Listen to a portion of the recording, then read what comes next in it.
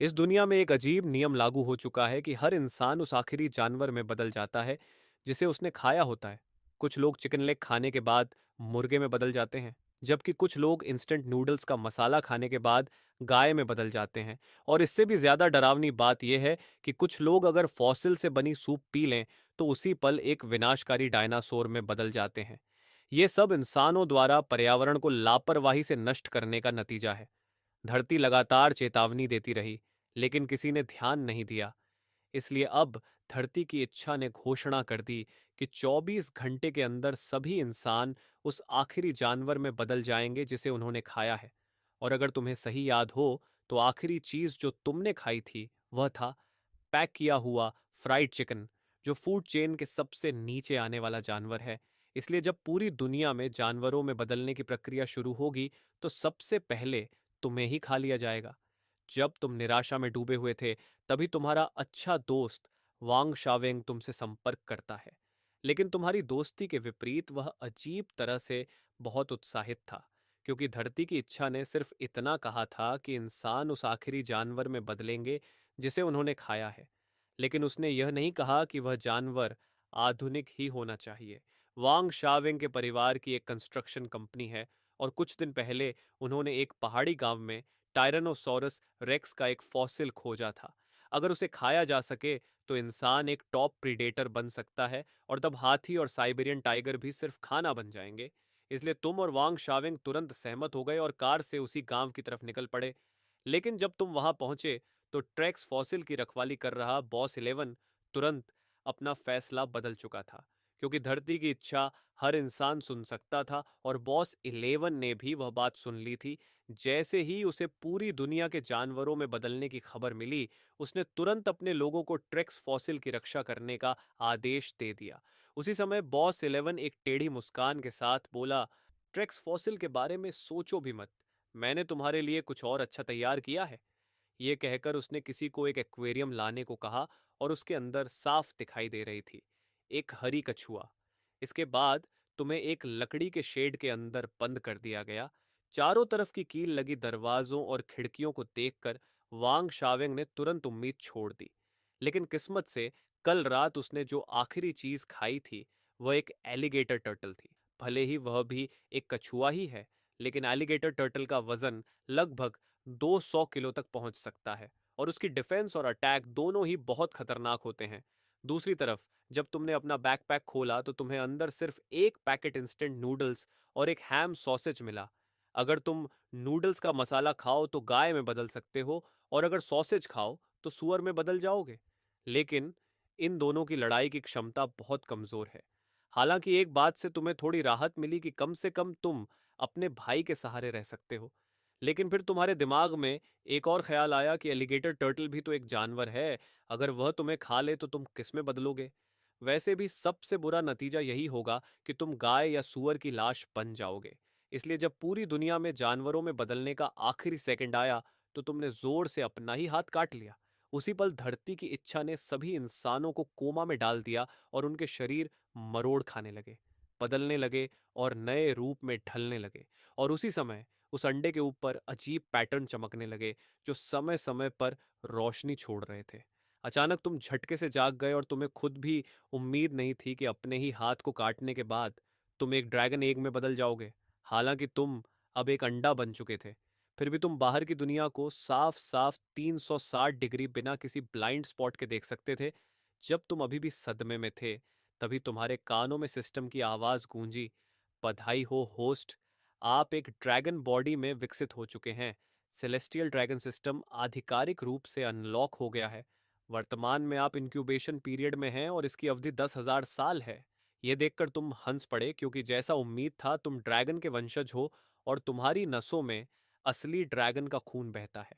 हालांकि इंक्यूबेशन में अभी 10,000 साल लगेंगे, लेकिन लगातार शिकार करके तुम इस प्रक्रिया को तेज कर सकते हो। साथ ही तुम्हें दो टैलेंट स्किल भी मिली हैं। पहली है सेलेस्टियल लाइटनिंग प्रोटेक्शन, जिससे तुम दिव्य बिजली को बुलाकर बड़े स्तर पर विनाश कर सकते हो। और दूसरी है ड्रैगन पावर, जिसके कारण तुम्हारे अंदर एक प्राकृतिक सर्वोच्च दबाव होगा, जो ज्यादातर जीवों को दबा देगा। उसी समय तुम्हारा अच्छा दोस्त वांग शावेंग हैरानी से पूछता है कि तुमने आखिर क्या खाया था। बेकार की परेशानी से बचने के लिए तुम झूठ बोल देते हो कि कल रात तुमने ऑस्ट्रिच एग्स खाए थे। तभी जब तुम दोनों बात कर ही रहे थे, बाहर दरवाजे के पास से गुस्से भरी दहाड़ सुनाई दी, और जैसे ही फार्म का दरवाजा खुला, एक भयानक जानवर ने बाहर से अपना सिर अंदर डाला। हाँ, वह सच में बॉस 11 था, जो टायरानोसोरस रेक्स में बदल चुका था। भले ही वह अभी बच्चा था, लेकिन उसका आकार पहले से ही एक बड़े इंसान जितना था। उसी समय वह चिल्लाया कि उसे वांग परिवार के अमीर माता पिता कभी पसंद नहीं थे, और आज वह वांग बाजफू से बदला लेने वाला है। इसके बाद गांव के लोग जो फार्म डॉग्स में बदल चुके थे, सब इकट्ठा हो गए।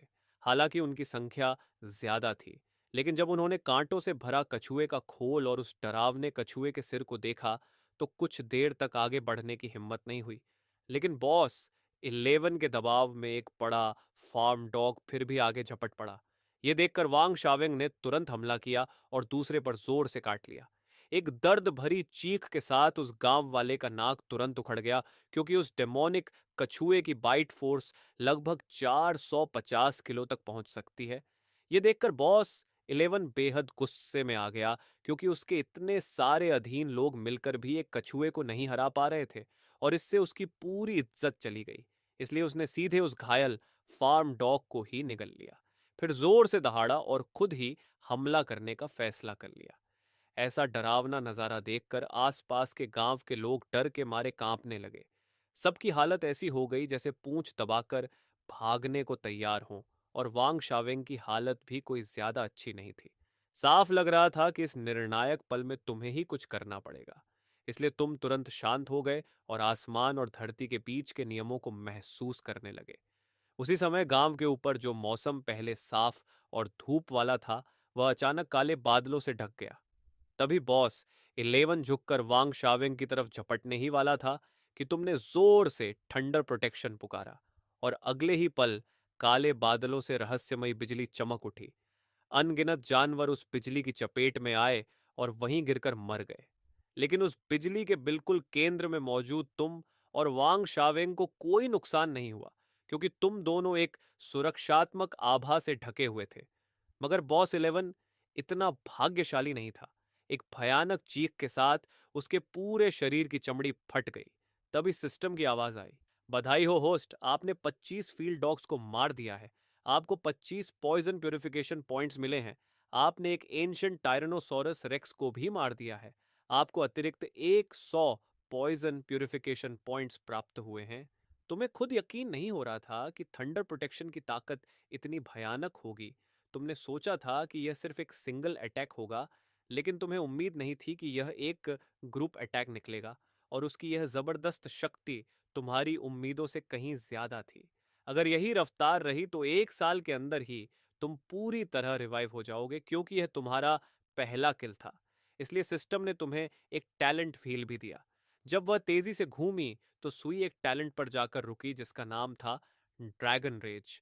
हालांकि तुम्हें अभी नहीं पता था कि यह स्किल असल में क्या करती है, लेकिन उसके ऑरा कंजम्पशन और उसके जबरदस्त नाम को देखकर लग रहा था कि यह जरूर कोई बहुत ताकतवर स्किल होगी। शुरू में तुम सोच रहे थे कि वोंगशवेंग को साथ लेकर कोई सुनसान जगह ढूंढकर छिप जाओ और पूरी तरह रिकवर होने के बाद बाहर निकलकर सबको खत्म करो। लेकिन अब तुम्हारा इरादा बदल चुका था।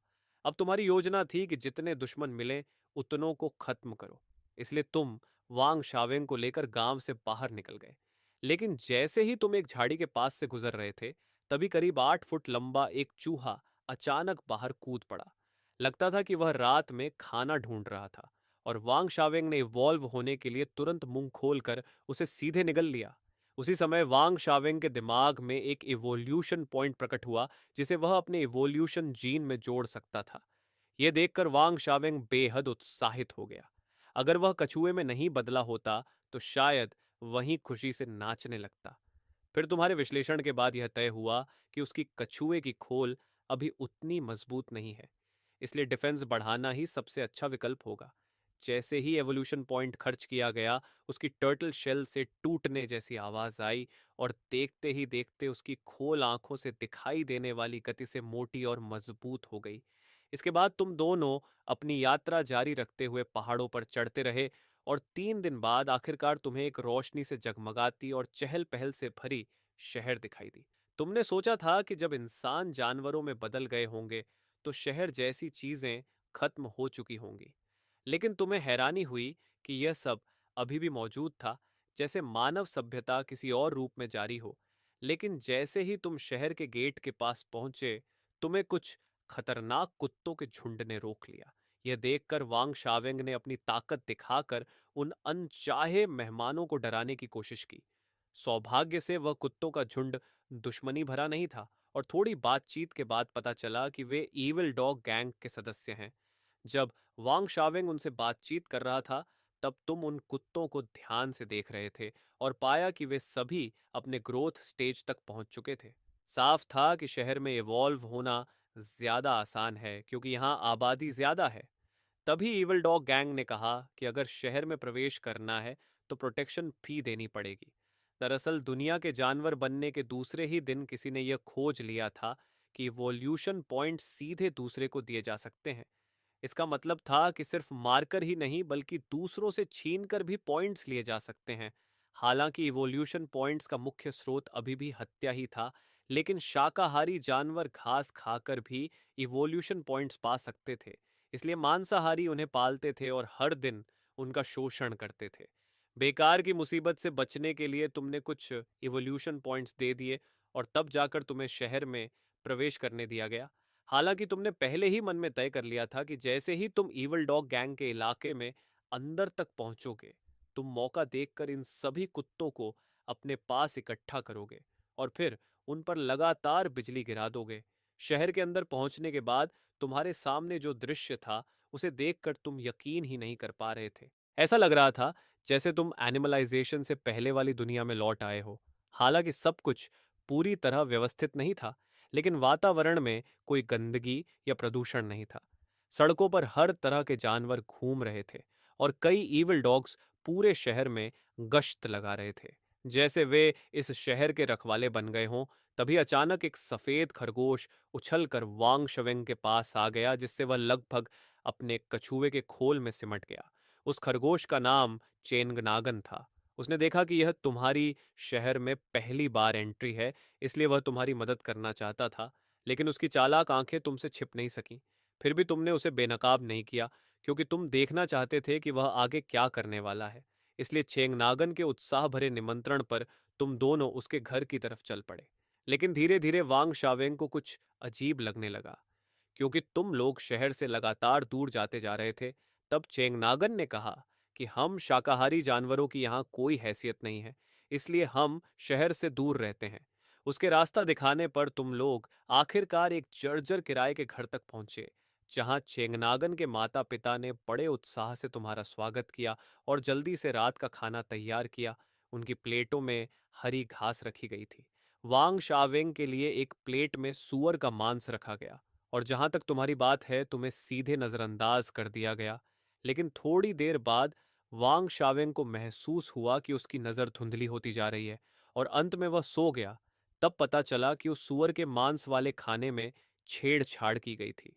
ये सब असल में वांग शावेंग को फंसाने के लिए किया गया था, और उनका असली मकसद था तुम्हें ईविल डॉग गैंग के हवाले करना, क्योंकि ऐसा करने पर उन्हें शहर छोड़ने की अनुमति मिल जाती। लेकिन जब तुमने यह सब देखा तो तुम्हें समझ आ गया कि यह तो एक अनपेक्षित मौका है, क्योंकि अगर तुम किसी तरह ईविल डॉग गैंग के मुख्यालय तक पहुंच जाओ और वहां एक बार बिजली गिरा दो तो पूरे गिरोह को सीधे खत्म किया जा सकता है। थोड़ी ही देर बाद चंगनागन तुम्हें इविल डॉग गैंग के सरदार के सामने ले गया, जिसका नाम था ब्लैक डॉग किंग। और अपनी सावधानी से की गई निगरानी से तुमने तुरंत पहचान लिया कि सामने वाला असल में कैन कॉर्सो नस्ल का एक बड़ा और बेहद ताकतवर गार्ड डॉग है। वह अभी पूरी तरह बड़ा नहीं हुआ था, लेकिन असल में वह एक असली बड़े कैन कॉर्सो से भी ज्यादा विशाल था। और ब्लैक डॉग किंग का अतीत भी काफी दर्दनाक था, क्योंकि पहले वह एक प्रोफेशनल बॉक्सर था, लेकिन बॉक्सिंग के दौरान लगी गंभीर चोट की वजह से उसे लंबे समय तक अस्पताल में पड़े रहना पड़ा। मजबूरी में उसने एक कैन कॉर्सो पाला था, और फिर जब पूरी दुनिया में एनिमलाइजेशन शुरू हुआ तो एक चमत्कार हो गया, क्योंकि उसकी सारी पुरानी चोटें उसी पल ठीक हो गईं। हालांकि वह अब एक कुत्ता बन चुका था, लेकिन सौभाग्य से कैन कॉर्सो एक बहुत शक्तिशाली और लड़ाकू नस्ल है। उसने अपने लड़ाई के अनुभव के सहारे आसानी से अपने सभी दुश्मनों को हरा दिया, और आखिरकार पूरे इलाके का किंग बन गया। उसी समय वह अपने होंठ चाट रहा था, क्योंकि उसने अभी अभी खाना खाया था। लेकिन जैसे ही उसने इस अंडे यानी तुम्हें देखा, उसे लगा कि वह अभी भी कुछ और खा सकता है। इसलिए उसने बेसब्री से अपना मुंह खोला और तुम्हें सीधे निगलने ही वाला था कि अगले ही पल उस अंडे से एक बेहद शक्तिशाली आभा फूट पड़ी। उसी दबाव से ब्लैक डॉग किंग तुरंत जमीन पर दब गया। फिर तुम्हारी आवाज मंदिर की घंटी की तरह गूंज उठी, भारी और आदेश देने वाली आवाज। वह सिर्फ कुछ शब्द थे, लेकिन ब्लैक डॉग किंग के अंदरूनी अंगों तक झटका लग गया और उसके शरीर की हड्डियां चरमराने लगीं। उसी समय बाहर मौजूद जो भी लोग उस चीख को सुनकर पास आने लगे थे, वे भी ड्रैगन पावर के दबाव से तुरंत जमीन पर दब गए।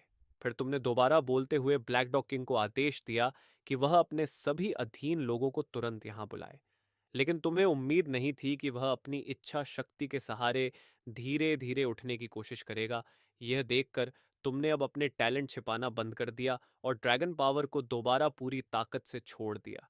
इस बार ब्लैक डॉग किंग बिल्कुल भी विरोध नहीं कर सका, क्योंकि उसे महसूस हो रहा था कि उसकी इच्छा शक्ति पूरी तरह टूटने वाली है। जब तक पूरे गैंग के सदस्य वहां इकट्ठा नहीं हो गए, तब तक तुमने ड्रैगन पावर को जारी रखा, और जब सब आ गए तब जाकर तुमने उसे रोक दिया।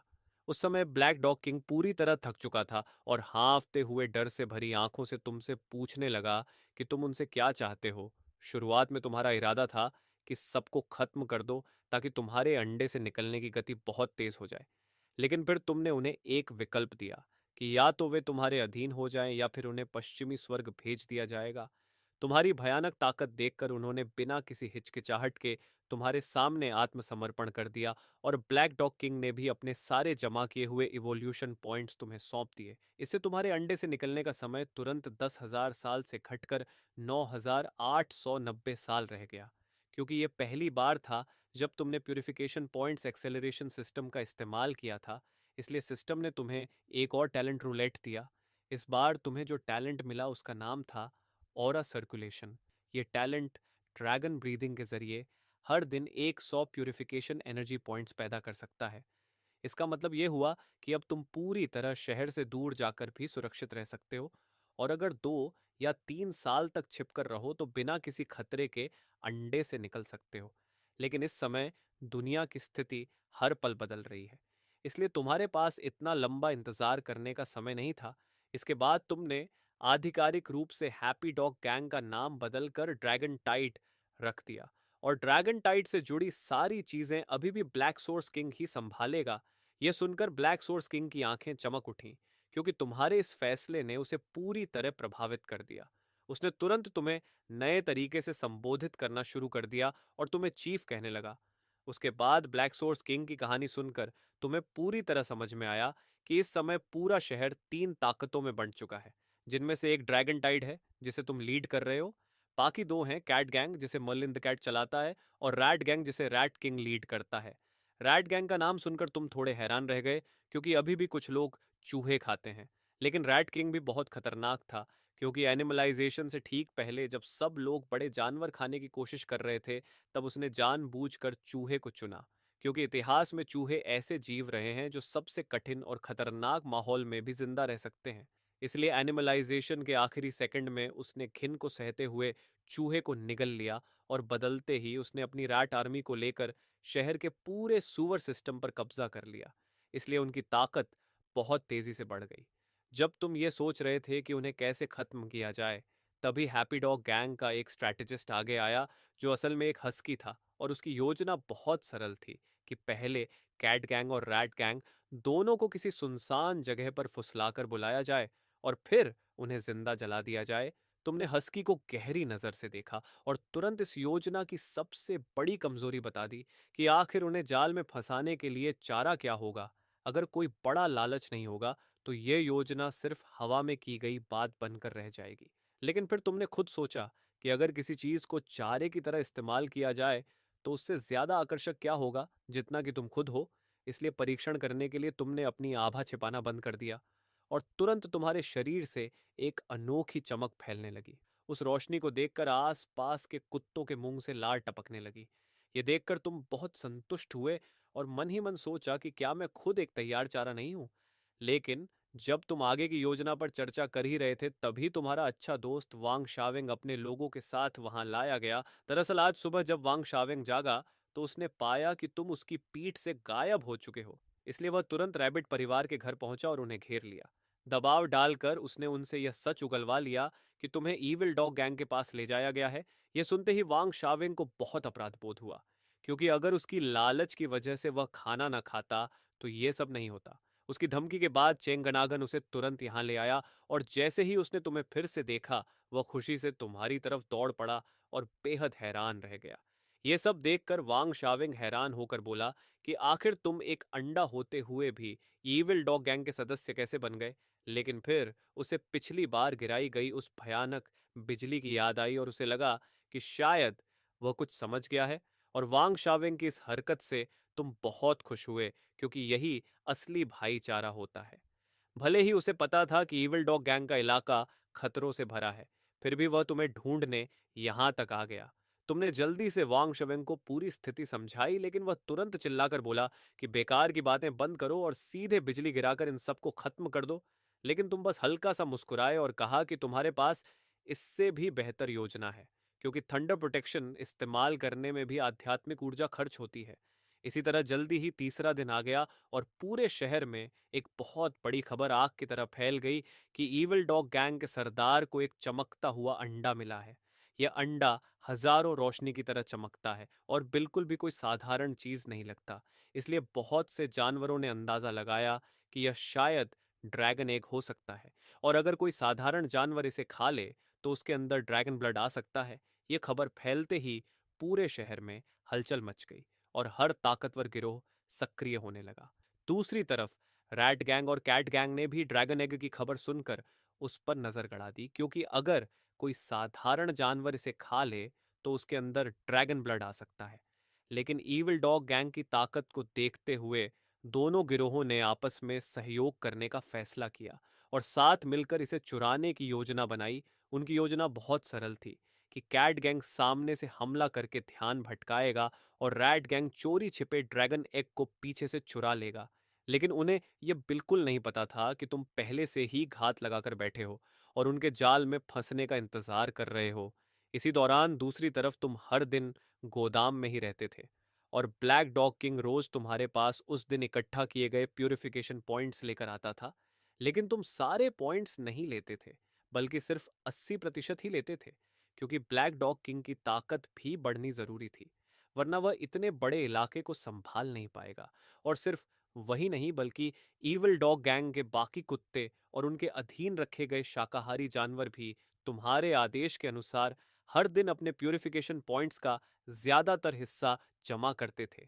लेकिन थोड़ा हिस्सा अपने लिए भी रख सकते थे, ताकि अपनी ताकत बढ़ा सके। और जो शाकाहारी जानवर ग्रोथ स्टेज तक पहुंच जाते थे उन्हें हर दिन और भी ज्यादा प्यूरिफिकेशन पॉइंट्स मिलते थे, इसलिए वे भी इस व्यवस्था से संतुष्ट थे। उसी समय हमेशा की तरह ब्लैक डॉग किंग आज के प्यूरिफिकेशन पॉइंट्स लेकर आया। लेकिन इस बार तुम्हें अजीब लगा, क्योंकि आज की मात्रा कल से लगभग 2 गुनी थी।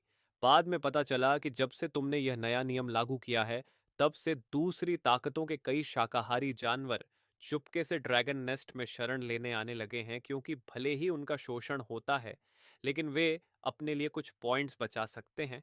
इसलिए इस लालच के कारण ड्रैगन नेस्ट के इलाके में शाकाहारी जानवरों की संख्या पहले से कहीं ज्यादा बढ़ गई, और उसी के साथ प्यूरिफिकेशन पॉइंट्स भी बढ़ गए। ये बात समझने के बाद तुमने ब्लैक डॉग किंग को फिर आदेश दिया कि शाकाहारी जानवरों की गतिविधियों पर ज्यादा रोक न लगाई जाए और उन्हें जितना हो सके उतनी आजादी से रहने दिया जाए, ताकि वे विद्रोह न करें। लेकिन अगर कोई परेशानी खड़ी करे तो समय समय पर कुछ को सख्ती से सजा भी दी जाए, ताकि बाकी सब डरकर शांत रहे। ब्लैक डॉग किंग के जाने के बाद तुमने अभी अभी मिले प्यूरिफिकेशन पॉइंट्स को देखा और बिना हिचकिचाहट आधे पॉइंट्स को अंडे के इंक्यूबेशन को तेज करने में लगा दिया और बाकी के लिए टैलेंट लॉटरी चुनी, क्योंकि अभी तुम्हारी ताकत बढ़ाने का दूसरा तरीका यही था।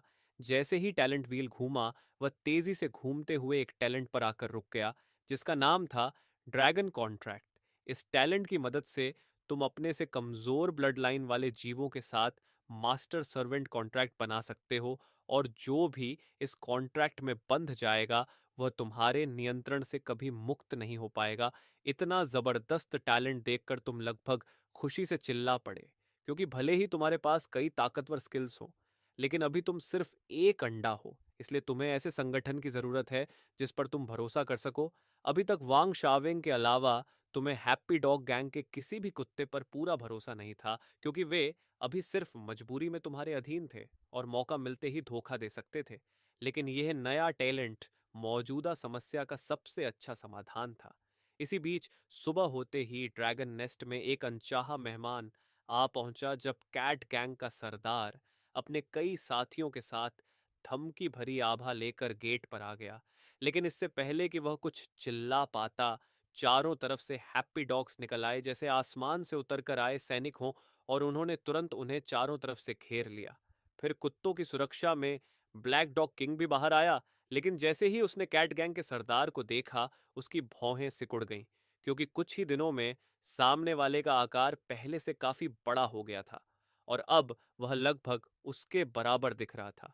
जबकि एनिमलाइजेशन से पहले कुत्ते आम तौर पर आकार के कारण बिल्लियों पर भारी पड़ते थे, लेकिन अगर आकार बराबर हो जाए तो बिल्ली की गति और प्रतिक्रिया कुत्ते से कहीं ज्यादा तेज होती है। ब्लैक डॉग किंग अभी यही सोच ही रहा था कि कैट गैंग के सरदार की आंखों में ठंडी चमक आई और उसका शरीर अचानक बेहद लचीली मुद्रा में आ गया। अगले ही पल वह हवा में उछला और बिजली की तरह चमकते हुए एक कुत्ते का गला एक ही वार में काट दिया। कैट गैंग के सरदार के इस अचानक हमले ने ब्लैक डॉग किंग को पूरी तरह चौंका दिया, क्योंकि उसे बिल्कुल उम्मीद नहीं थी कि सामने वाले की गति इतनी तेज होगी। लेकिन उसके पास सोचने का समय नहीं था, इसलिए उसने आसमान की ओर लंबी दहाड़ लगाई और तुरंत आगे झपट पड़ा। अगले ही पल दोनों पक्षों की सेनाएं आपस में भयंकर लड़ाई में भिड़ गईं, और क्योंकि कैट गैंग का सरदार शाकाहारी जानवरों का ज्यादा शोषण करता था, इसलिए उसके सैनिकों की ताकत साफ तौर पर ड्रैगन नेस्ट की सेना से ज्यादा मजबूत दिखाई दे रही थी। हालांकि दोनों पक्ष कुछ समय तक बहुत ही उग्र तरीके से लड़ते रहे, लेकिन अगर यह लड़ाई ऐसे ही चलती रहती तो हार सिर्फ समय की बात थी। उसी समय दूसरी तरफ गोदाम के अंदर रैट किंग अपने कुछ अधीन लोगों को लेकर चुपके चुपके घुस आया, और जैसे ही उसकी नजर मेज पर रखे ड्रैगनेग यानी तुम पर पड़ी, वह उससे नजर ही नहीं हटा सका, क्योंकि जितना शक्तिशाली कोई जानवर होता है उतना ही ज्यादा वह तुम्हारी अनोखी आभा को महसूस कर सकता है। उसी समय रैट किंग के दिमाग में जैसे कोई बेहद मोहक आवाज गूंजने लगी, जो उसे कह रही थी कि जल्दी से आगे बढ़ो और इस अंडे को खा जाओ। लेकिन जैसे ही उसने 2 कदम बढ़ाने चाहे, उसने अचानक अपनी ही जीभ काट ली और खुद को संभालने पर मजबूर कर दिया, क्योंकि जैसे जैसे वह ड्रैगन एग के पास जा रहा था, उसके दिल में एक भयानक खतरे का एहसास भरने लगा था, और इस एहसास ने तुरंत रैट किंग को सावधान कर दिया। उसी समय ड्रैगन एग के अंदर मौजूद तुम भी उसके इस अजीब व्यवहार से थोड़ा उलझ गए थे, क्योंकि तुम सोच रहे थे कि जैसे ही वह पास आएगा तुम सीधे उसे खत्म कर दोगे। लेकिन तुमने अभी उसकी आभा को पूरी तरह लॉक भी नहीं किया था कि उसने जाल भांप लिया। इससे तुम्हें समझ आ गया कि इस आदमी की ताकत ब्लैक डॉग किंग और कैट गैंग के सरदार से कहीं ज्यादा है, और सिर्फ थोड़ा नहीं बल्कि काफी ज्यादा। तभी चालाक राइट किंग ने अपने अधीन लोगों को आगे बढ़कर जांच करने का आदेश दिया। वे सब सोच रहे थे कि यह बस एक साधारण काम है, लेकिन अचानक ही एक बड़ा बदलाव हो गया। अचानक एक जोरदार ड्रैगन रोअर गूंजा और उसी पल एक 6 स्टार फॉर्मेशन बन गई, और उससे भयानक तापमान वाली नारंगी लपटें फूट पड़ी, जो पलक झपकते ही पूरे गोदाम में फैल गईं।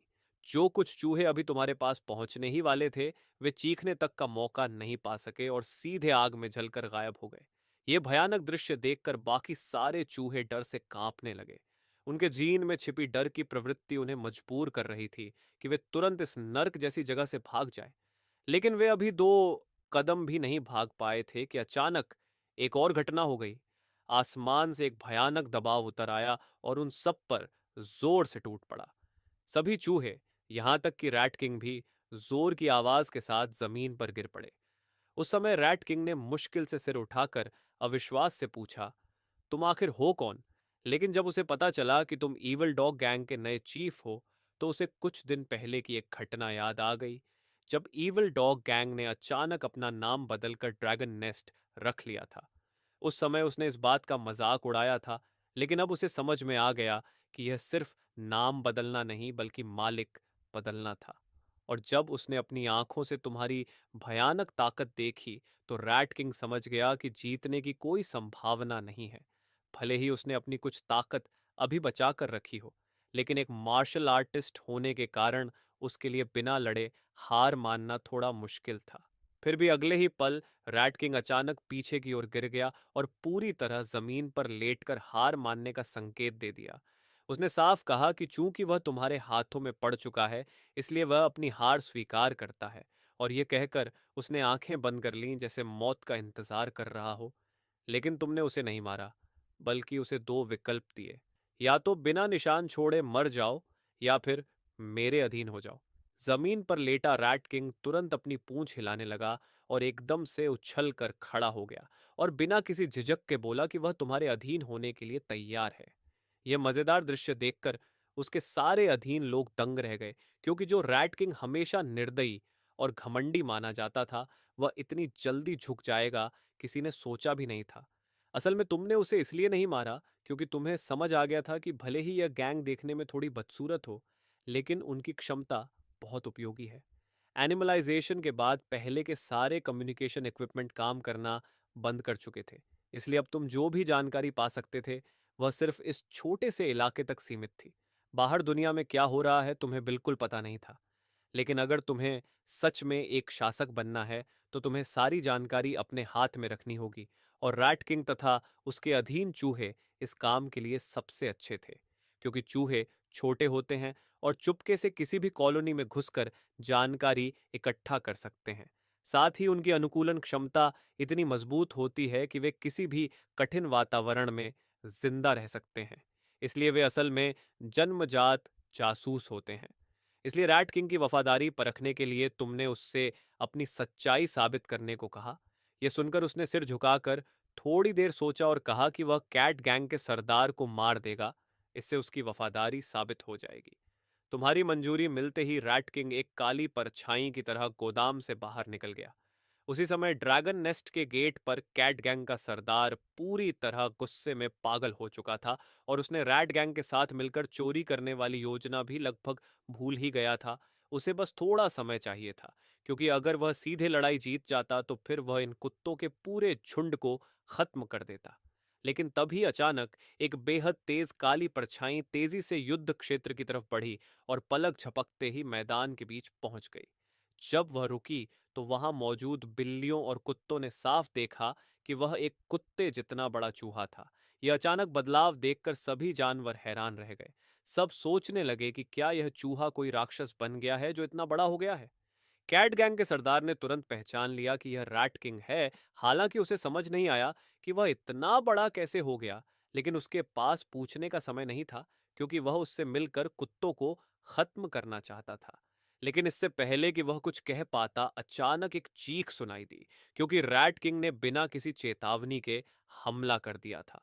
उसकी तेज दांतों ने एक ही पल में कैट गैंग के सरदार का गला भेद दिया। कुछ ही सेकंड बाद रैट किंग ने अपनी पकड़ छोड़ी, फिर वह उस लाश को घसीटता हुआ तुरंत गायब हो गया।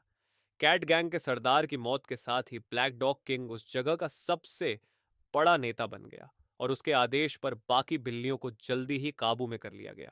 और जहां तक तुम्हारा सवाल है कि तुम अभी भी गोदाम में क्यों इंतजार कर रहे हो और रैट किंग को जाने की हिम्मत कैसे की, तो वजह यह थी कि पिछले कुछ दिनों में जब तुम खाली थे, तब तुम्हें अपने टैलेंट स्किल्स इस्तेमाल करने का एक नया तरीका मिल गया था।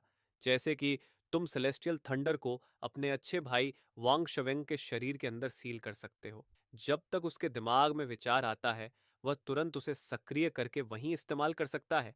लेकिन क्योंकि उसके अंदर ड्रैगन ब्लड लाइन नहीं है, इसलिए सेलेस्टियल थंडर इस्तेमाल करने पर उसे भारी कीमत भी चुकानी पड़ती है।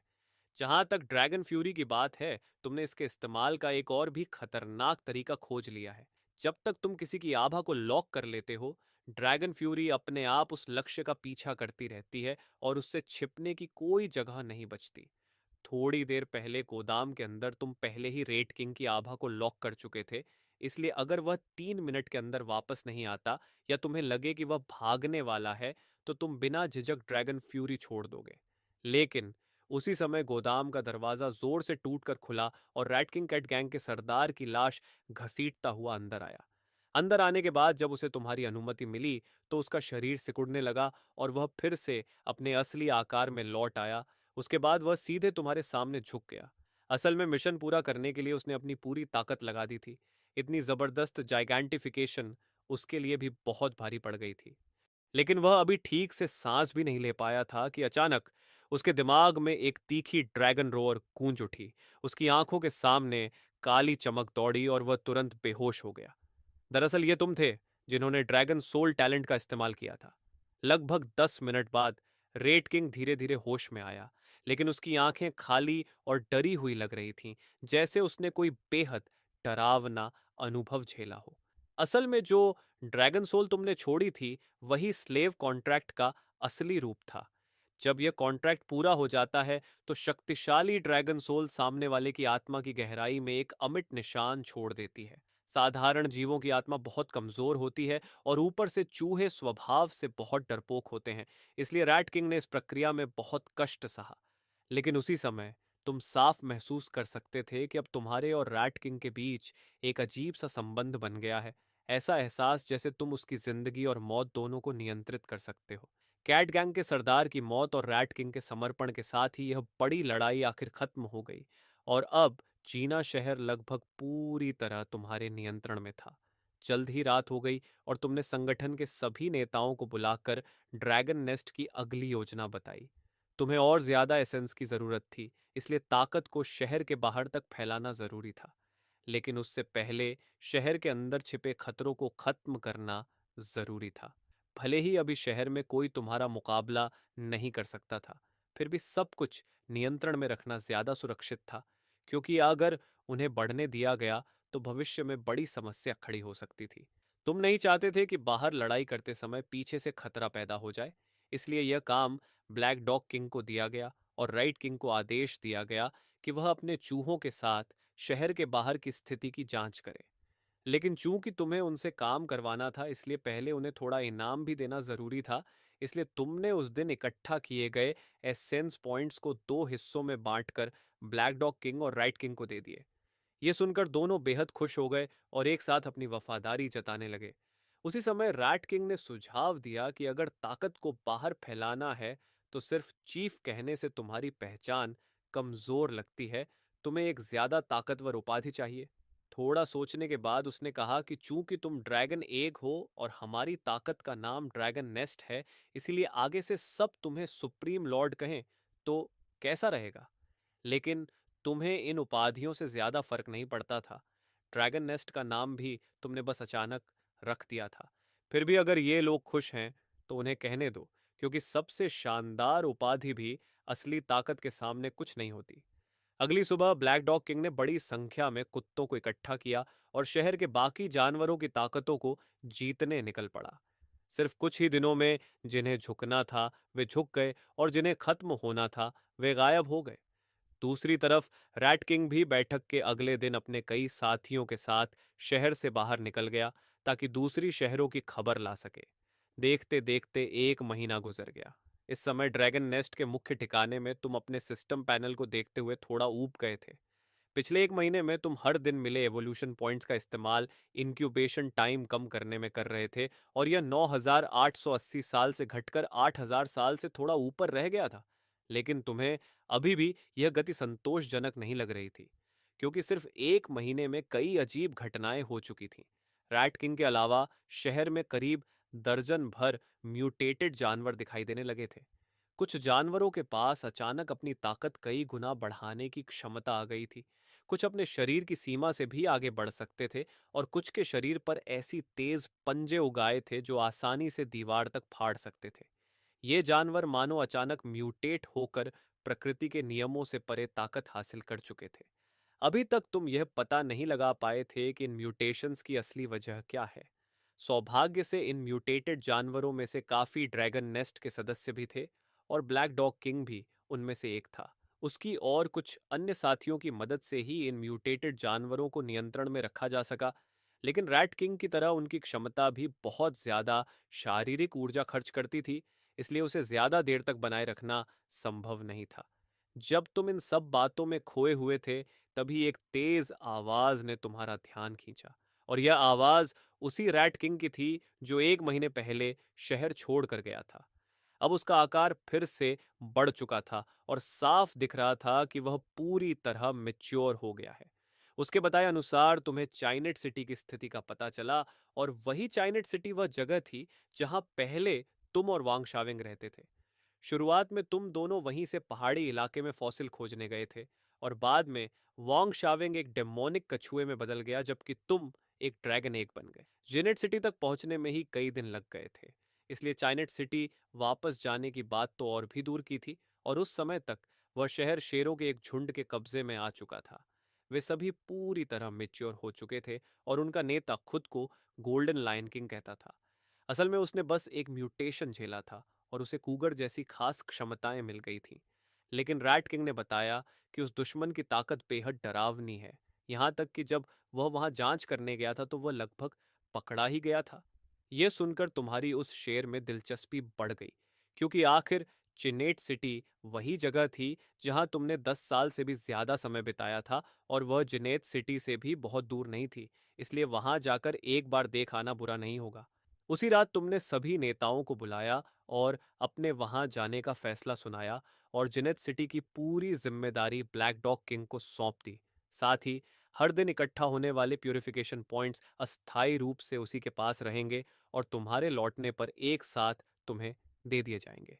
वैसे भी जब से शहर में म्यूटेटेड जानवर दिखाई देने लगे थे, तुमने बिना झिझक पैसा खर्च करके उन सब पर ड्रैगन सोल कॉन्ट्रैक्ट लगा दिया था, जिसमें ब्लैक डॉग किंग भी शामिल था। इसलिए जब तक यह कॉन्ट्रैक्ट मौजूद है, वे तुम्हारे खिलाफ कोई भी असामान्य हरकत करने की हिम्मत नहीं करेंगे। अगला दिन आया, और जिनेट सिटी के बाहरी इलाके की हाईवे पर वांग शवेंग तुम्हें अपनी पीठ पर लेकर धीरे धीरे आगे बढ़ रहा था। 1 महीने से ज्यादा समय बाद तुम्हारी यह अजीब जोड़ी फिर से एक नए सफर पर निकल पड़ी थी। लेकिन अब जंगल का माहौल पहले जैसा नहीं रहा था। जो हाईवे पहले बिल्कुल सीधी और साफ हुआ करती थी, अब उस पर बेलें और लताएं फैलने लगी थीं। अगर यह ऐसे ही चलता रहा तो कुछ दशकों में इंसानों द्वारा बनाए गए शहर पूरी तरह जंगली प्रकृति में समा जाएंगे। सड़क पर तुम्हें कई तरह के जानवरों के निशान दिखाई देते थे, लेकिन इंसानों की तरह चलकर सफर करने वाले बहुत कम दिखाई देते थे, जब तक कि वे बहुत खतरनाक जानवर न हों। चिनेट सिटी पहुंचने के लिए यही हाईवे सबसे छोटा रास्ता था, इसलिए रास्ते में चाहे जो भी परेशानी आए, तुम्हें उसे सहना ही था। इस बार निकलने से पहले ब्लैक डॉग किंग ने तो यह भी कहा था कि वह अपने आधे सैनिक तुम्हारी सुरक्षा के लिए साथ भेज देगा। लेकिन सोचने के बाद तुमने साफ मना कर दिया, क्योंकि तुम्हारी मौजूदा ताकत के सामने जंगली जानवर कोई खतरा नहीं थे, और तुम्हें खुद लड़ने की भी जरूरत नहीं थी। सिर्फ वांग शाविंग ही काफी था। भले ही चलना थोड़ा धीमा हो, लेकिन तुम्हें कोई जल्दी नहीं थी। तुम इसे वांग शावेंग के लिए एक तरह की ट्रेनिंग ही मान रहे थे। लेकिन तभी अचानक धरती की इच्छा की आवाज फिर से सुनाई दी। बड़ी संख्या में ऐसे जानवरों का पता चला है जिनके पास अप्राकृतिक क्षमताएं हैं। व्यवस्था जल्द ही दोबारा स्थापित की जाएगी। 24 घंटे के भीतर हर जीव पूरी एवोल्यूशन पाथ खोल सकेगा, और बड़ी मात्रा में प्यूरिफिकेशन पॉइंट्स का उपयोग करके अपनी विशेष शक्तियों को सक्रिय कर सकेगा। जिन जानवरों के पास विशेष शक्तियां होंगी, उन्हें मारने पर और भी ज्यादा प्यूरिफिकेशन पॉइंट्स मिलेंगे। जैसे ही यह आवाज खत्म हुई, तुम्हारे दिल में हलचल मच गई, क्योंकि धरती की इच्छा जिन अप्राकृतिक शक्तियों वाले जानवरों की बात कर रही थी, वे शायद वही म्यूटेटेड जानवर थे जिन्होंने प्रकृति की सीमाओं से परे शक्तियां हासिल कर ली थीं। क्या इसका मतलब यह था कि भविष्य में ऐसे दुश्मन भी सामने आएंगे जो तुम्हारे लिए भी खतरा बन सकते हैं? तुम दोनों आगे बढ़ते रहे, और रास्ते में कई जानवरों ने अचानक हमला करने की कोशिश की, लेकिन तुम्हारी बेहतरीन तालमेल की वजह से वे सब आसानी से खत्म कर दिए गए। लेकिन जब तुम एक बांस के जंगल से गुजर रहे थे, तभी अचानक भूकंप जैसी गूंजती हुई दहाड़ ने पूरे इलाके की शांति तोड़ दी, और भारी कदमों की आवाजें भी सुनाई देने लगीं। वांग शावेंग की नजर उतनी तेज नहीं थी, इसलिए पूरे रास्ते तुम ही रड्डार की तरह आसपास की स्थिति महसूस करते चल रहे थे। लेकिन जैसे ही तुम डिवाइन परसेप्शन से जांच करने वाले थे, अचानक एक काला सफेद साया बांस के जंगल से बाहर कूद पड़ा। वह जोर से चिल्लाया कि आखिरकार वह बच गया, और तुरंत बिना कुछ कहे तुम्हारे पीछे छिप गया। लेकिन जब तुम और वांग शावेंग ने उसे ध्यान से देखा, तो तुम दोनों लगभग दंग रह गए, क्योंकि उसके काले सफेद फर और आंखों के आसपास के गोल काले निशान साफ बता रहे थे कि वह एक जायंट पांडा है। और सबसे चौंकाने वाली बात यह थी कि वह बोल सकता था, यानी वह भी पहले इंसान था जो अब जानवर बन गया था। लेकिन तुम अभी संभले भी नहीं थे कि अचानक 8 और भूरे साए बांस के जंगल से निकल आए। वे सभी दबदबे वाले शेर थे। सबसे आगे खड़े शेर ने जैसे ही उस पांडा को देखा, उसने एक भयानक दहाड़ लगाई। उसकी आवाज इतनी तेज और चुभने वाली थी कि कई किलोमीटर तक के जानवर डर कर भागने लगे और पूरा इलाका हिल गया। उस दहाड़ को सुनते ही पांडा इतना डर गया कि उसका शरीर कांपने लगा और वह जमीन पर बैठकर थरथराने लगा। तभी उस शेर की नजर अचानक वांग शावेंग की पीठ पर रखे अंडे यानी तुम पर पड़ी। बस एक नजर डालते ही उसकी आंखें वहीं टिक गईं और हटने का नाम नहीं ले रही थीं। उसे बिल्कुल उम्मीद नहीं थी कि इस सफर में उसे इतनी बड़ी चीज मिल जाएगी, क्योंकि अगर वह इस अंडे को अपने बॉस के पास ले जाता तो उसे जरूर बड़ा इनाम मिलता। लेकिन जैसे ही बाकी शेर तुम पर झपटने वाले थे, अचानक एक भयानक दबाव उन पर टूट पड़ा। जोरदार आवाज के साथ आगे वाले शेर को छोड़कर बाकी सभी जमीन पर ऐसे दब गए जैसे उन पर हजारों किलो का वजन रख दिया गया हो। उसी समय आगे वाला शेर भी भौहें सिकोड़कर खड़ा था, जैसे वह बहुत दर्द सह रहा हो। उसने दांत भींचकर खुद को संभाले रखा और यह देखकर तुम भी थोड़ा चौंक गए, क्योंकि तुमने शुरुआत से ही पूरी ताकत का दबाव इस्तेमाल किया था।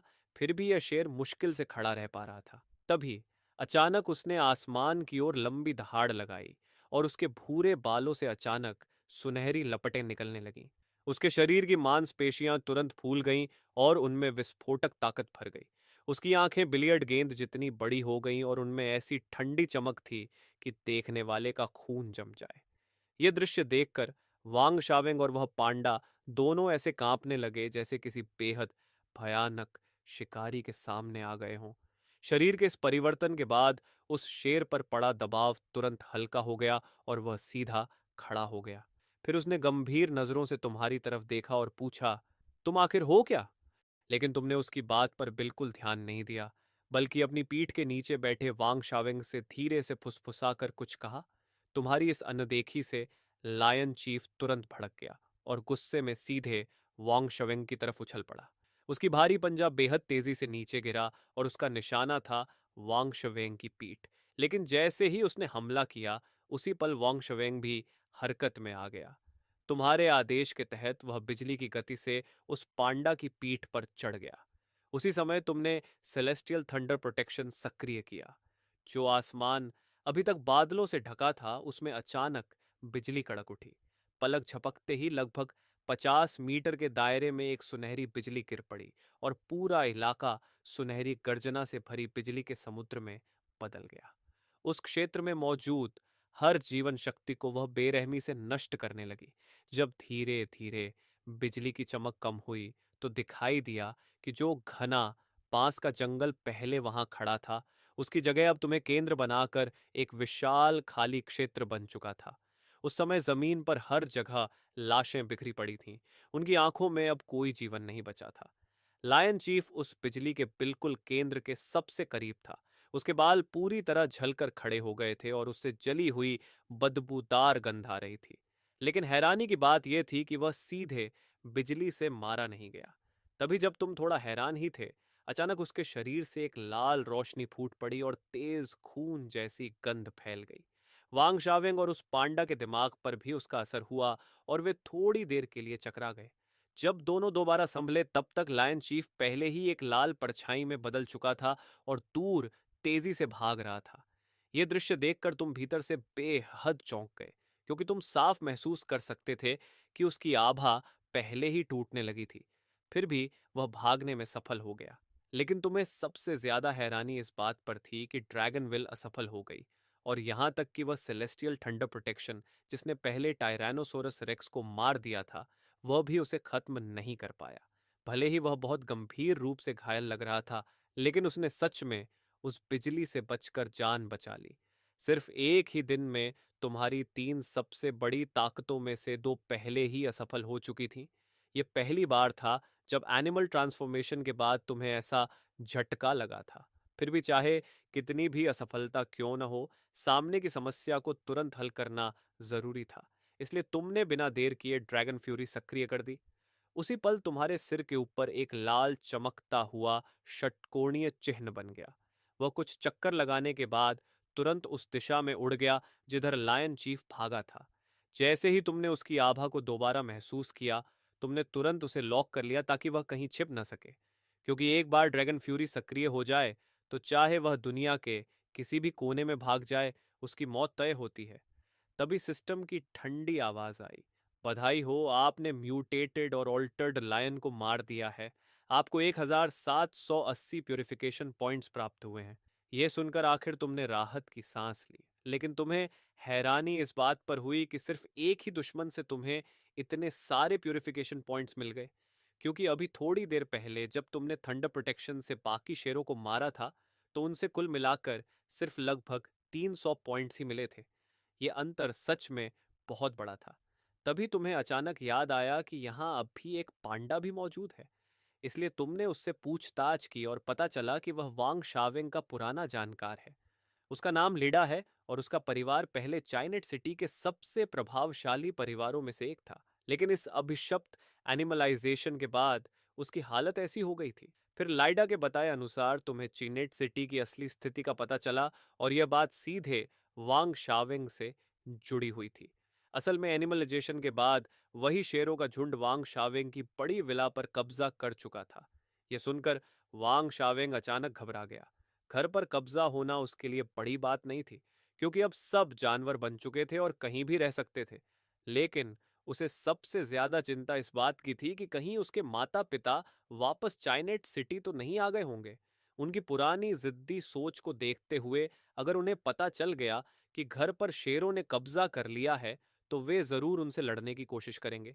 जैसे जैसे लीडा बोलता गया, तुम्हें धीरे धीरे चिनेट सिटी के असली अराजक हालात का पता चलता गया।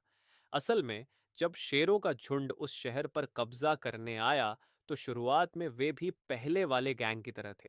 वे रोज जानवरों से एवोल्यूशन पॉइंट्स जमा करवाते थे ताकि अपनी ताकत बढ़ा सके। भले ही शाकाहारी जानवरों का शोषण होता था, लेकिन कम से कम उनकी जान को खतरा नहीं था। लेकिन जब से धरती की इच्छा फिर से प्रकट हुई, सब कुछ पूरी तरह बदल गया। पता नहीं किस मूर्ख ने अचानक एक नया नियम खोज निकाला और उसने शाकाहारी जानवरों के पूरे जीवन का संतुलन तोड़ दिया। क्योंकि उन्होंने पाया कि अगर शाकाहारी जानवर मौत के खतरे से एक दिन पहले बच जाए, तो अगले दिन उन्हें मिलने वाले इवोल्यूशन पॉइंट्स कई गुना बढ़ जाते हैं। इसके बाद शेरों का असली क्रूर चेहरा सामने आ गया। वे ऐसे शाकाहारी जानवरों को चुनते जिनकी रोज की एवोल्यूशन पॉइंट्स कम होती थी। फिर उन्हें एक जगह इकट्ठा करके उनका पीछा करते और बेरहमी से शिकार करते। आखिर में बहुत मुश्किल से सिर्फ एक दो शाकाहारी जानवर ही जिंदा बच पाते। लेकिन इतनी खतरनाक चाइनेट सिटी से भी तुम्हें कोई डर नहीं था। भले ही अभी तुम्हें एक छोटा झटका लगा था, लेकिन तुमने अभी तक अपनी सारी ताकत इस्तेमाल ही नहीं की थी। अगर थंडर प्रोटेक्शन काम नहीं करती तो तुम दूसरी ताकतें इस्तेमाल कर सकते थे, और तुम्हारे पास उससे भी ज्यादा डरावनी ड्रैगन फ्यूरी मौजूद थी। असल में इससे पहले तुमने नए टैलेंट्स जोड़ने का फैसला इसलिए नहीं किया था, क्योंकि पहली बात तुम्हें कोई इतना शक्तिशाली दुश्मन मिला ही नहीं था, और दूसरी बात यह सिस्टम बहुत ही चालाक था। शुरुआत में तुम्हें लगा था कि हर बार टैलेंट निकालने के लिए सिर्फ 1000 ऑरा पॉइंट्स लगेंगे, लेकिन असल में हर बार टैलेंट निकालने के बाद अगली बार उसकी कीमत दो गुनी हो जाती है। लेकिन मौजूदा हालात ने तुम्हें समझा दिया कि अब नए टैलेंट्स जोड़ने का समय आ चुका है। और शहर से निकलने से एक दिन पहले तुमने खास तौर पर ब्लैक डॉग किंग से कहा था कि वह पहले से ही एक बड़ी मात्रा में प्यूरिफाइड एसेंस जमा करके रखे। लेकिन अगर उस एसेंस को टैलेंट निकालने में इस्तेमाल किया जाए तो शायद सिर्फ एक ही बार टैलेंट निकाला जा सकता है, क्योंकि अगली बार उसकी कीमत दोगुनी हो जाएगी, और तब 4000 पॉइंट्स भी बिल्कुल पर्याप्त नहीं होंगे।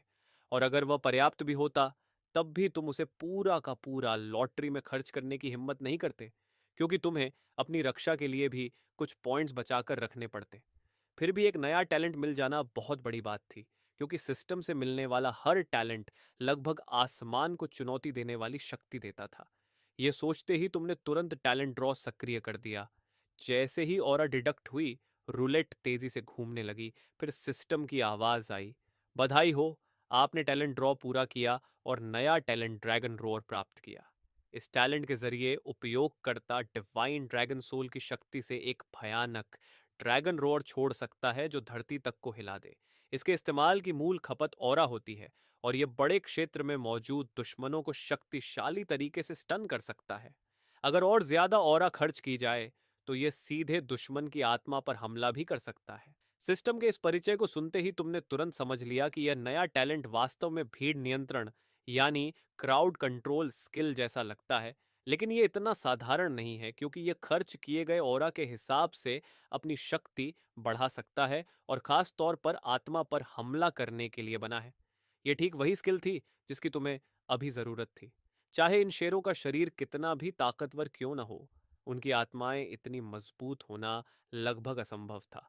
और वैसे भी उनका शरीर शायद तुम्हारे सेलेस्टियल थंडर बॉडी प्रोटेक्शन की शक्ति भी सह नहीं पाएगा।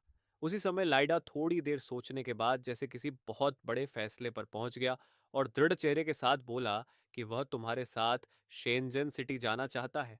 यह सुनकर तुम थोड़े हैरान हो गए क्योंकि यही आदमी अभी कुछ समय पहले डर से कांप रहा था और अब अचानक इतना दृढ़ हो गया था।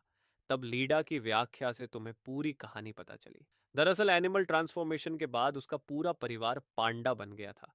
क्योंकि वे काफी ज्यादा प्यूरिफिकेशन पॉइंट्स पैदा कर सकते थे, इसलिए उन्हें हर दिन लायंस के झुंड द्वारा पालकर रखा जाता था। भले ही वे लगातार शोषण झेल रहे थे, लेकिन कम से कम उन्हें खाने पीने की चिंता नहीं करनी पड़ती थी। लेकिन जब नया बदलाव आया तो उन लायंस ने शिकायत शुरू कर दी कि उनकी प्रोडक्शन स्पीड बहुत धीमी है।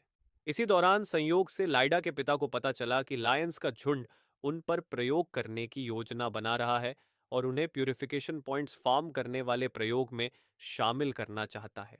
ये सुनते ही लुइडा के पिता को गुस्सा आ गया क्योंकि यह तो सीधे उन्हें मौत के रास्ते पर धकेलना था। इसलिए उन्होंने योजना बनाई कि रात होने पर जब लायंस की सतर्कता सबसे कम होगी, वे एक साथ हमला करके शेनजन सिटी से भाग जाएंगे। अगर वे इस शोषण से बचकर निकल जाते तो पांडाज की विकास गति को देखते हुए जंगल में टिकना मुश्किल नहीं होता, क्योंकि भले ही वे शाकाहारी हों, लेकिन वे आखिर भालू ही हैं और उनकी हमला करने की शक्ति कई मांसाहारी जानवरों से कम नहीं होती। लेकिन उन्होंने लायंस की क्रूरता को बहुत कम आंका था। जैसे ही लायंस को पता चला कि वे भागने की योजना बना रहे हैं, उन्होंने बिना हिचकिचाहट उन पर हमला कर दिया। जो पंडास हर दिन शोषण झेलते थे, वे लायंस के झुंड से कैसे लड़ सकते थे? इसलिए वे जल्दी ही हार गए और उन्हें भारी नुकसान उठाना पड़ा। लीडा के पिता तो उसी समय लायंस के हाथों मारे गए। अंत में पूरे परिवार में से सिर्फ लीडा ही किसी तरह अफरा तफरी में बचकर भाग निकला और लायंस उसका पीछा करते हुए यहां तक पहुंच गए। उसकी कहानी सुनने के बाद उन लायंस को कुचलना तुम्हारे लिए बहुत आसान काम था, इसलिए तुमने तुरंत उसकी मदद करने और उसका बदला लेने के लिए सहमति दे दी। वैसे भी यहाँ आने का तुम्हारा असली मकसद ही डीप लायंस पर राज करना था, इसलिए देर सबेर तुम्हारी उनसे टक्कर होनी ही थी। जब ऐसा ही है तो साथ ही एक अच्छा काम भी कर दिया जाए। 7 दिन बाद तुम आखिरकार अपने गंतव्य पर पहुंच गए, डीप लायंस का क्षेत्र। लेकिन उस समय शहर के दरवाजे पर कई शेर पहरा दे रहे थे। अगर तुम सीधे आगे बढ़ते तो वे निश्चित ही तुम्हारा पीछा करते, क्योंकि जैसे जैसे तुम डीप लायंस के करीब आते गए रास्ते में मिलने वाले जानवर कम होते गए। खासकर पिछले आधे घंटे में तो तुम्हें एक भी जानवर दिखाई नहीं दिया, जबकि अब पूरी दुनिया में एनिमल ट्रांसफॉर्मेशन के बाद जानवर पहले से कहीं ज्यादा हो गए थे। इसलिए तुमने अनुमान लगाया कि आसपास के सारे शाकाहारी जानवरों को पकड़कर एवोल्यूशन पॉइंट्स के लिए इस्तेमाल किया जा रहा है। असल में तुम्हारी ताकत के हिसाब से सीधे हमला करके अंदर घुसना मुश्किल नहीं था, लेकिन ऐसा करने से लायंस के पूरे झुंड का ध्यान तुम्हारी ओर आ जाता। अगर दुश्मन को तुम्हारी असली ताकत का पता चल जाता तो वे डरकर भाग जाते और तुम्हारी मौजूदा मोबिलिटी से तुम उन सबको पकड़ नहीं पाते। भले ही तुम्हारे पास ड्रैगन फ्यूरी जैसी ट्रैकिंग स्किल हो, लेकिन वह सिंगल टारगेट डैमेज स्किल है और इतने सारे दुश्मनों से एक साथ निपट नहीं सकती। और तुम्हारा सिद्धांत हमेशा यही था कि जब तक दुश्मन को पूरी तरह दबोचने का भरोसा न हो, तब तक हमला नहीं करना चाहिए, क्योंकि अगर एक भी दुश्मन भाग निकला तो भविष्य में वह तुम्हारे लिए मुसीबत बन सकता है। तभी लीडा ने कहा कि उसे एक ऐसी जगह पता है जहां से शायद शहर में चुपके से घुसा जा सकता है। इसलिए तुम सब एक अजीब और डरावने कब्रिस्तान में पहुंचे। असल में यह जगह ऊपर से देखने पर कब्रिस्तान लगती थी, लेकिन वास्तव में यह एक पुराना एयर रेड शेल्टर था जो शहर तक जाता था। अगर प्रवेश द्वार की मिट्टी खोद दी जाए तो सीधे शहर के केंद्र तक पहुंचा जा सकता था। यह सुनते ही वांग शावेंग तुरंत आगे बढ़ा और खुदाई शुरू कर दी। ऐसा नहीं था कि वह बहुत खुश था, बल्कि वह इस जगह पर एक पल भी और रुकना नहीं चाहता था। पहले से ही उदासी से भरा यह कब्रिस्तान बहुत समय से देखभाल न होने के कारण और भी ज्यादा उजाड़ और अजीब लग रहा था। ऊपर से रात का समय था और चारों तरफ अजीब सी धुंध फैल रही थी। ऐसा दृश्य देखकर कोई भी आदमी तुरंत वहां से दूर भाग जाता। भले ही तुम अब जानवरों में बदल चुके थे, लेकिन तुम्हारे दिमाग में अभी भी इंसानी सोच थी, इसलिए डर और बेचैनी महसूस होना स्वाभाविक था। फिर भी वांग शावेंग की खुदाई करने की क्षमता बहुत जबरदस्त थी। सिर्फ 10 मिनट में वहां की झाड़ियां पूरी तरह हट गईं और उनकी जगह 1 मीटर से ज्यादा गहरा बड़ा गड्ढा बन गया। उस गड्ढे के तल पर एक विशाल कंक्रीट की प्लेट दिखाई दी, जो लोहे से मजबूत की गई मोटी दीवार की तरह रास्ता पूरी तरह बंद किए हुए थी। तुमने अपने स्पिरिचुअल सेंसेस का इस्तेमाल करके अपने सामने खड़ी दीवार की मोटाई को महसूस करना शुरू किया, लेकिन उसके पीछे क्या है यह तुम्हें बिल्कुल भी दिखाई नहीं दे रहा था। इससे साफ था कि दीवार बहुत मोटी है।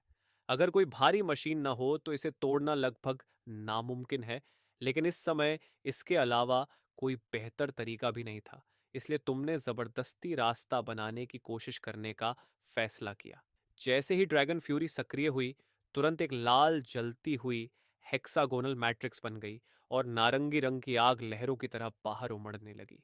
जो सुरंग पहले थोड़ी ठंडी थी, उसका तापमान अचानक कई गुना बढ़ गया। इतना डरावना दृश्य देखकर वांग शावेंग ने अनजाने में ही थूक निकल लिया।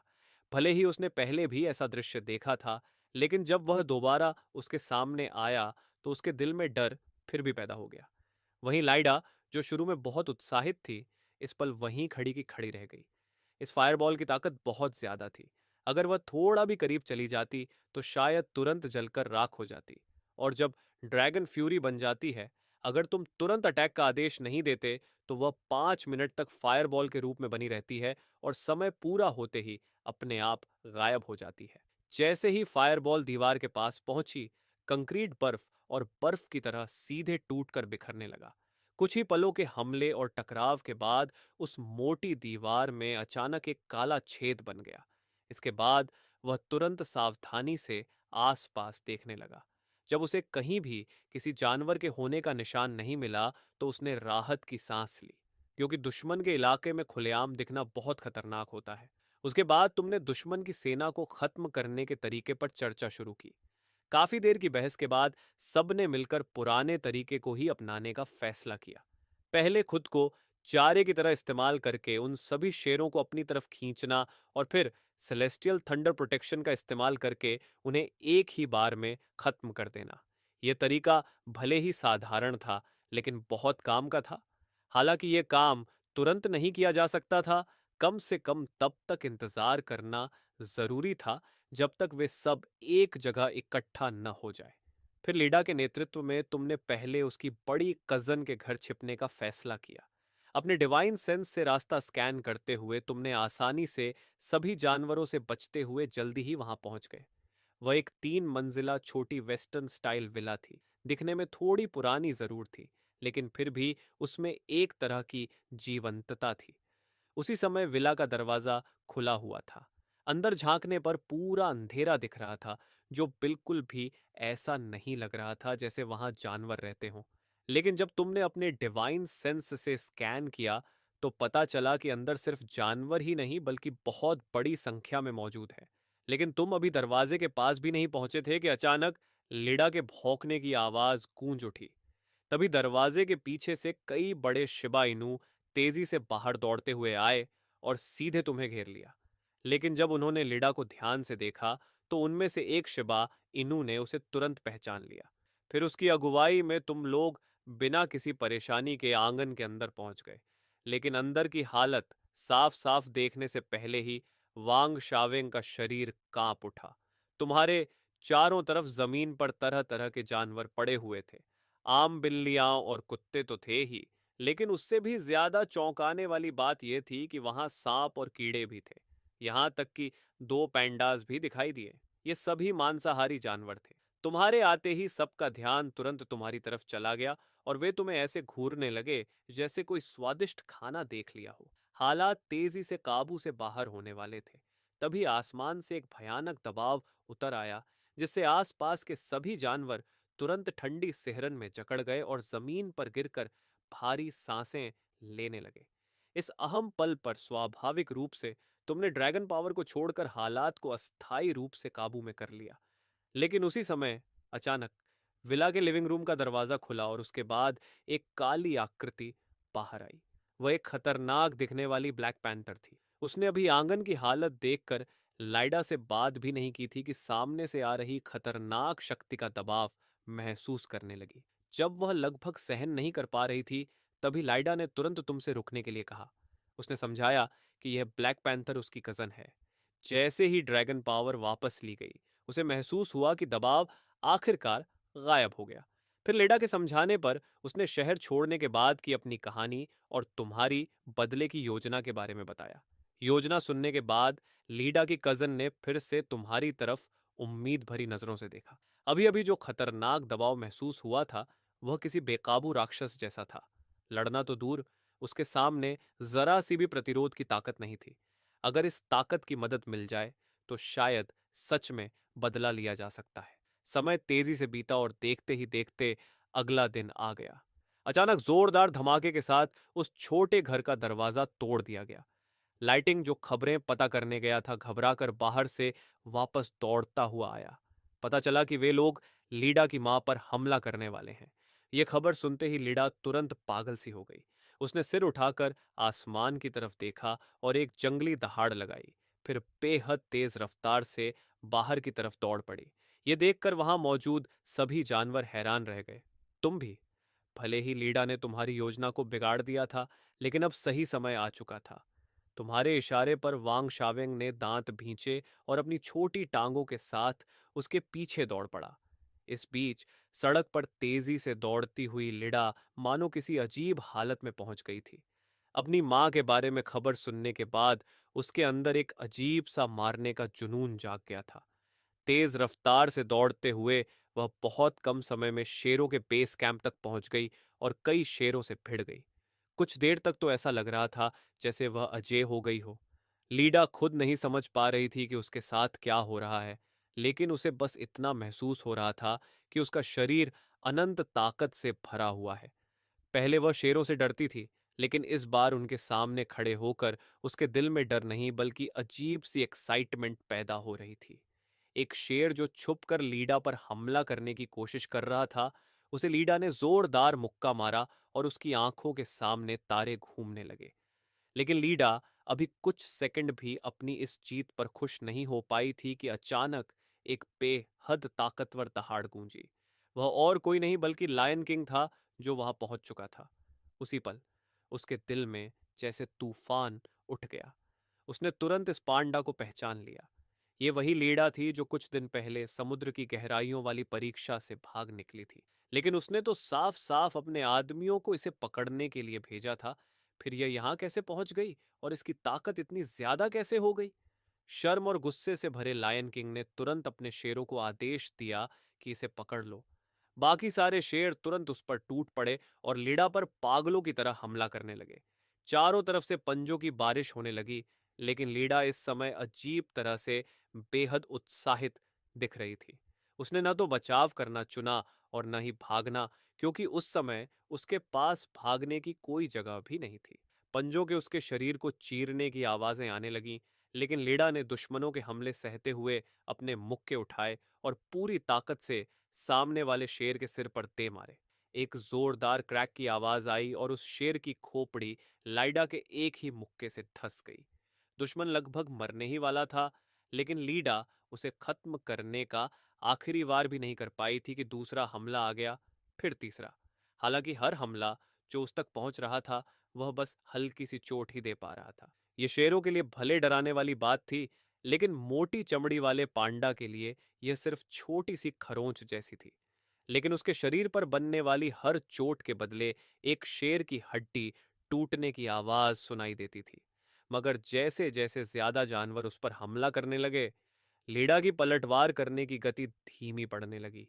एक पल ऐसा आया जब उसके हमले की लय साफ साफ एक धड़कन के लिए रुक गई। पीछे खड़े शेर ने तुरंत यह मौका देख लिया और बाकी शेरों के साथ उस पर टूट पड़ा। कुछ ही पलों में उन्होंने लीडा को पूरी तरह जमीन पर दबोच लिया। जमीन पर दबाई हुई लीडा की आंखों में गहरा निराशा दिखाई दे रही थी। अगर वह अभी अभी वाला अजीब ताकत वाला स्टेट बनाए रख पाती तो शायद इतनी जल्दी काबू में नहीं आती। लेकिन पता नहीं क्या हुआ कि वह अद्भुत अवस्था इस उग्र लड़ाई के बीच पूरी तरह गायब हो गई। इस समय लियन किंग ने चारों तरफ नजर दौड़ाई और जब उसने देखा कि एक दर्जन से ज्यादा शेर मर चुके हैं या मरने वाले हैं, तो उसके दिल में भी थोड़ा दुख हुआ। फिर लियन किंग ने लीडा की मां को वहां लाने का आदेश दिया और तय किया कि वह लीडा के सामने ही उसकी मां को मार देगा, ताकि उसकी नफरत शांत हो सके। जमीन पर घावों से लथपथ पड़े अपने बेटे को देखकर उसकी मां की आंखों से तुरंत आंसू बहने लगे। लीडा कुछ कहना चाहती थी, लेकिन लायन किंग की नजर पड़ते ही उसे दबाकर पकड़े हुए शेर ने उसका मुंह सीधे बंद कर दिया। फिर लायन किंग ने अपने तेज पंजे उठाए और लीडा की मां पर हमला करने ही वाला था कि उसी महत्वपूर्ण पल में अचानक लायन किंग के दिमाग में एक भयानक ड्रैगन रोर गूंज उठा। उसी के साथ आसमान से एक डरावना दबाव नीचे उतरा, जिसने वहां मौजूद सभी शेरों को तुरंत बेहोश कर दिया और लायन किंग खुद भी लड़खड़ाकर जमीन पर गिर पड़ा। वह अपने शरीर पर पड़े भारी दबाव को सहते हुए मुश्किल से उठने की कोशिश करने लगा और इस बदलाव का कारण ढूंढने लगा। आखिर उसकी नजर एक विशाल दुष्ट कछुए पर जाकर टिक गई। वह भयानक दबाव उसी कछुए की पीठ से आ रहा था। उसी समय तेजी से दौड़कर आए थके हुए वांग शावेंग भी लीडा के पास गिर पड़े। जब लायन किंग ने देखा कि वे दोनों कुछ बात कर रहे हैं तो उसे बेचैनी होने लगी और वह तुरंत भागना चाहता था। लेकिन जैसे ही उसका शरीर हिला, उसे लगा जैसे उसके दिमाग को हजारों स्टील की सुइयों ने भेद दिया हो और उसकी रीढ़ तक दर्द फैल गया। दरअसल तुमने देखा था कि यह आदमी लाइडा की मां पर हमला करने वाला है, इसलिए तुमने पहली ही बार में ड्रैगन रोर का इस्तेमाल करके उसे डराने का फैसला किया और एक ही बार में 500 गोल्ड पॉइंट्स खर्च कर दिए। थोड़ी सी तकलीफ जरूर हुई, लेकिन नतीजा देखकर तुम बेहद संतुष्ट थे। वहां मौजूद सैकड़ों शेर तुम्हारे हमले से तुरंत बेहोश हो गए। इसके बाद गलती की कोई गुंजाइश न रहे, इसलिए तुमने ड्रैगन पावर को सीधे अपनी पूरी ताकत तक छोड़ दिया। लेकिन तुम्हें उम्मीद नहीं थी कि ऐसी हालत में भी लायन किंग अभी भी हिल सकता है। उस समय लायन किंग के दिल में भी तूफान उठ रहा था। अचानक एक भयानक शक्ति सामने आ गई थी, जिसकी ताकत बेहद बढ़ा चढ़ा कर दिखाई दे रही थी। वह खुद को डीमन सी में बिल्कुल अजेय मानता था, लेकिन सिर्फ एक नजर में ही वह दुश्मन से बुरी तरह घायल हो गया। उस समय लायन किंग ने बड़ी मुश्किल से सिर उठाकर तुमसे पूछा कि तुम आखिर क्या चाहते हो। तुमने सीधे कहा कि तुम्हें एवोल्यूशन पॉइंट्स चाहिए और साथ ही पूरी चाइनेट सिटी भी चाहिए। यह सुनते ही लायन किंग तुरंत बोला, अरे कोई समस्या नहीं, बिल्कुल कोई समस्या नहीं, बस मुझे जीने का एक मौका दे दो। मैं तुम्हारा नौकर बनने के लिए भी तैयार हूं। उसी समय तुम्हारे दिमाग में सिस्टम की आवाज आई, बधाई हो, आपने 2,45,974 इवोल्यूशन पॉइंट्स प्राप्त किए हैं। क्या आप इन्हें ऑरा में बदलना चाहते हैं? यह सुनते ही चैलोन के मन में जोर से चिल्लाने का मन हुआ, क्योंकि यह 2 लाख से भी ज्यादा एवोल्यूशन पॉइंट्स थे और ऊपर से ऑरा का बोनस भी। यह तो हद से ज्यादा था। कन्वर्ट करो।